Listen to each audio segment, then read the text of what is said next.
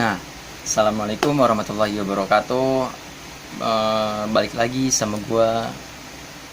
Kita ketemu lagi. Gak apa-apa ketemuan, gak apa-apa balikan. Yang penting gak balikan sama mantan. Nah, gue pengen ngebahas di sini tentang satu ayat yang Allah turunkan dalam Al-Quran. Rabbana ma khalaqta hadza batilan. Tidak ada satupun yang Allah ciptakan itu sia-sia. Maksudnya gimana? Kadang-kadang karena keterbatasan pikiran kita, kebodohan kita suzon sama Allah. Misalnya kayak, kenapa sih Allah ciptakan nyamuk? Kenapa sih Allah ciptakan lalat? Kenapa sih Allah ciptakan belatung? Nah, untuk kesempatan itu gue pengen bagi-bagi pengetahuan yang mungkin Allah berikan. Balighu anni walau ayah. Jadi gue pengen kupas dulu nih, kenapa sih Allah ciptakan lalat? Jadi di zaman Nabi pernah ketika Nabi mau minum susu unta, tiba-tiba ada lalat masuk ke minuman itu. Akhirnya Allah perintahkan Nabi untuk memasukkannya, lalu membuang lalat itu. Lalu para sahabat bertanya, "Ya Rasulullah, kenapa engkau masukkan lalat itu yang begitu kotor, begitu jorok?" Lalu Nabi bilang, "Saya tidak tahu, saya diperintahkan oleh Allah Subhanahu wa Ta'ala." Akhirnya ketika peristiwa itu terjadi sekitar 1400 tahun lalu, dan sekarang ilmu pengetahuan sudah banyak. Akhirnya satu lembaga di Jerman meneliti lalat.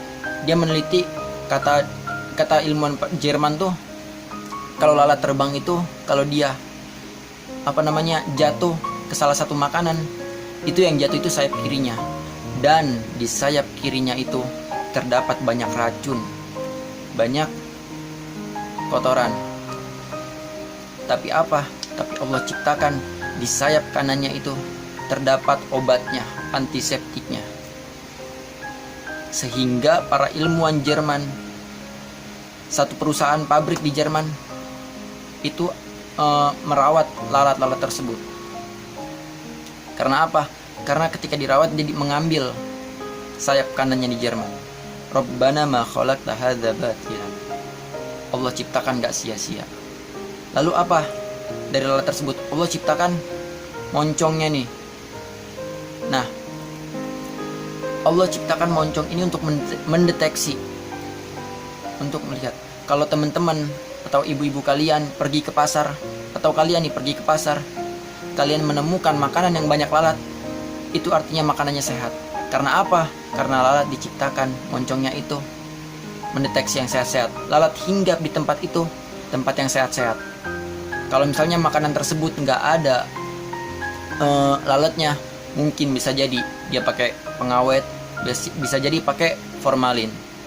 Makanya Allah ciptakan itu. Rabbana ma khalaqta hadza batilan. Lalu kedua, kita sepakat satu hewan tadi jijik. Yang kedua, sepakat juga hewan ini jijik, yang kalau dihinggap di makanan kita nggak mau makan lagi. Apa itu hewannya? Yaitu belatung. Karena kebodohan pikiran kita, keterbatasan pikiran kita suka seuzon sama Allah. Kita bilang gini, kenapa sih Allah ciptakan belatung? Kenapa Allah ciptakan belatung? Bukankah Allah menciptakan seluruh makhluknya? Nggak ada yang sia-sia. Rabbana ma khalaqta hadza batilan. Ternyata apa? Di salah satu ilmu kedokteran, Frenzy kalau nggak salah namanya, ilmu kedokteran ini sangat membutuhkan belatung. Karena apa? Karena ketika dia meneliti satu jenazah, satu mayat, satu kematian, itu yang diambil bukan jenazahnya, Pak. Bukan jenazahnya, tapi belatung yang diambil. Karena apa? Karena belatung tahu kapan dia matinya, bagaimana dia matinya tersebut. Karena belatung tahu itu. Sehingga para kedokteran ini sangat membutuhkan belatung-belatung tersebut. Rabbana ma khalaqta hadza batil. Allah Allah ciptakan seluruhnya nggak sia-sia.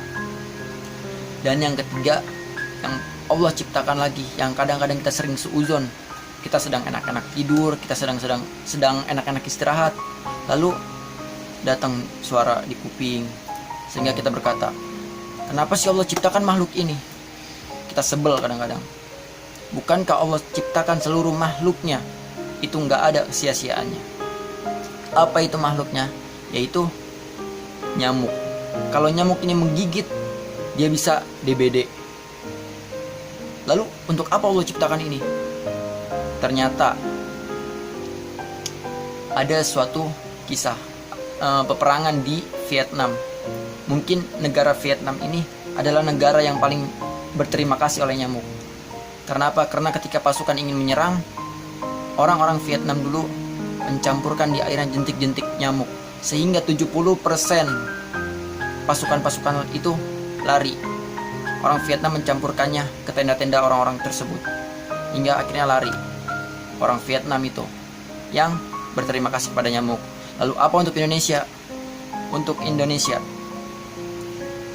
ada satu perusahaan di Bekasi, Cikarang. Nah, di situ ketika itu jam 4:30, kadang-kadang macet. Lalu ada yang bertanya, kenapa bisa terjadi macet? Ada pabrik baru, ada pabrik perusahaan. Perusahaan apa? Perusahaan Baygon. Perusahaan Baygon ini didirikan karena apa? Karena adanya nyamuk. Sekitar 40.000 karyawan di dalam situ. Keuntungan Allah ciptakan nyamuk, sehingga ada yang bikin perusahaan tersebut untuk mencari rezekinya, untuk mencari rezekinya dan lain sebagainya. Rabbana ma khalaqta hadza batilan. Lalu diserang, ada yang menciptakan pabrik hit, pabrik anti nyamuk, antiseptik serta sebagainya. Allah ciptakan gak pernah sia-sia. Barangkali sekarang yang kita rasakan nih satu virus yang Allah turunkan, yang mungkin kita nggak tahu, kita jangan suzon dulu. Kenapa sih Allah ciptakan virus ini? Kenapa Allah turunin? Kita kan orang-orang yang soleh di hadapan Allah. Kita kan orang-orang yang berbuat baik terus. Tapi kok Allah turunin ini virus ini? Mungkin yang Allah turunkan ini ada manfaatnya buat kita, gitu. Jadi jangan pernah seuzon kepada Allah, karena Allah Maha tahu segalanya, gitu. Nah, itu yang mungkin bisa gue sampaikan. Kurang dan lebihnya mohon maaf. Wassalamualaikum warahmatullahi wabarakatuh.